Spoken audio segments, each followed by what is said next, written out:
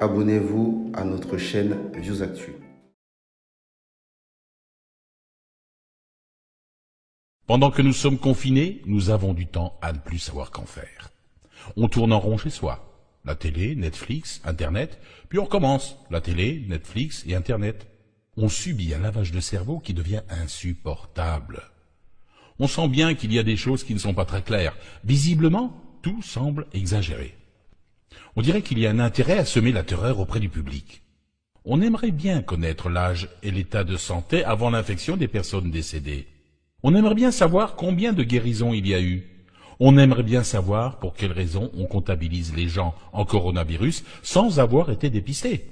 Est-ce juste pour gonfler les statistiques? Moi, je n'en sais rien, je me pose la question. Je ne sais pas ce que vous faites confiné chez vous toute la journée. Il y a de quoi devenir fou à tourner en rond.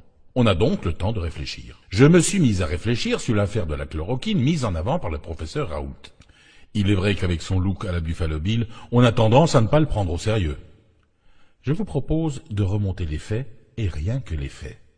Vous allez voir qu'il y a des choses un peu étranges, un peu troublantes. Mes sources ont été prises sur Internet. Tout commence lorsque le mari d'Agnès Buzyn, ex-ministre de la Santé, M. Yves Lévy, participe à l'inauguration du laboratoire P4 à Wuhan, en Chine, d'où le virus est sorti.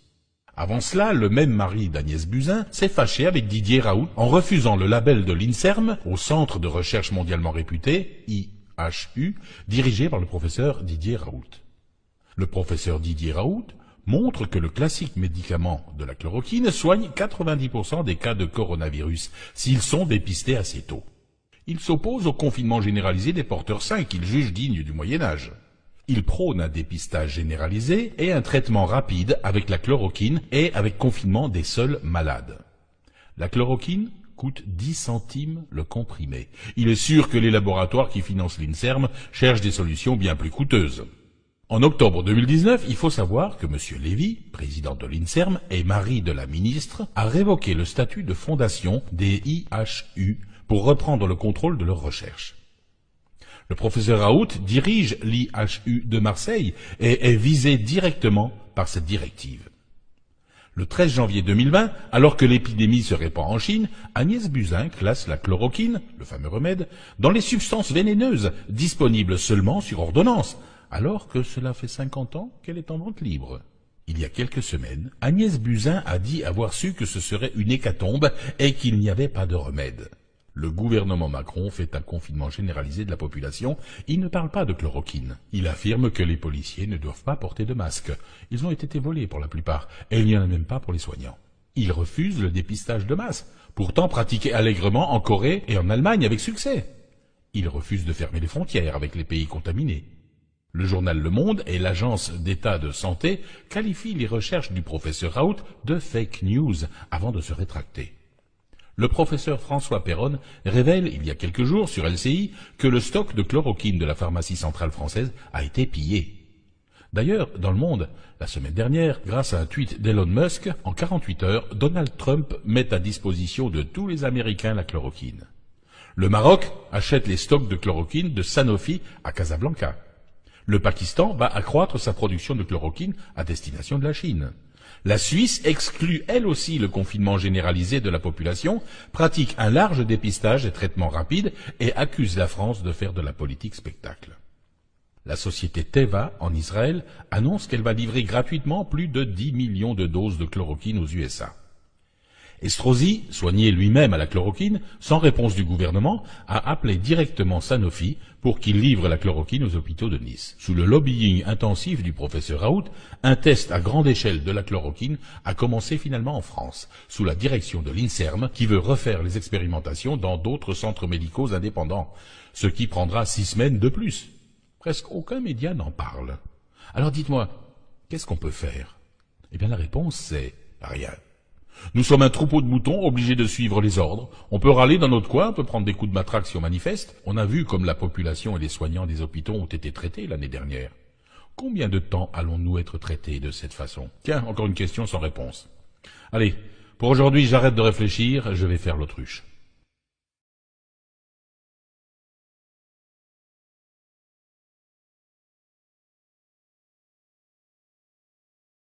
individu est handicapé de se retrouver face à une conspiration tellement monstrueuse qu'il ne peut pas croire qu'elle existe. En fait, si j'ai mis aussi longtemps, c'est qu'en fait, plus on avance dans ce genre d'enquête, plus on se rend compte que le monde dans lequel on vit n'a rien à voir avec le monde dans lequel on croit vivre, que c'est une collusion qui est entretenue, une espèce d'illusion entretenue par les gens qui nous gouvernent, mais que l'éducation en fait est faite pour cacher le savoir, que le système de santé est fait pour créer des maladies, que les infos sont faites pour nous cacher la réalité, que les marchés financiers sont faits pour voler les richesses, que l'intégration c'est fait pour créer la désunion.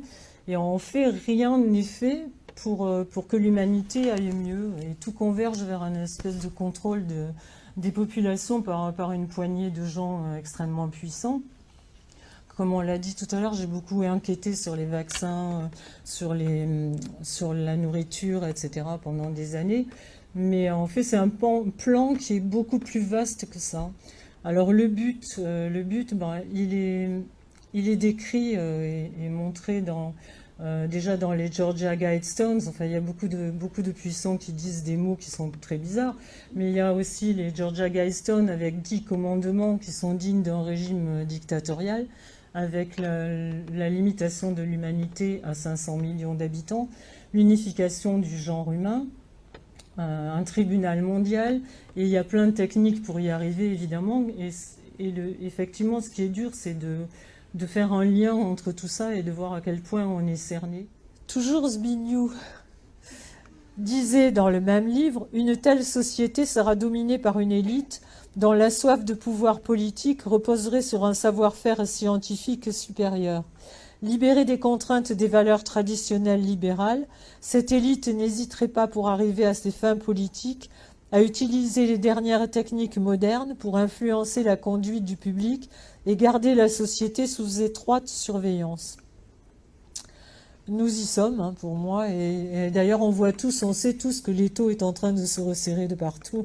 Il y a une phrase de John Lennon que j'adore, qui me suit depuis très longtemps, qui disait, il y a longtemps, si tout le monde demandait la paix au lieu de demander un écran plat, on aurait la paix. Et je pense qu'elle est très vraie. On est les auteurs de notre histoire. Et donc, Orwell disait aussi, un peuple qui élit des gens corrompus n'est pas victime, il est complice.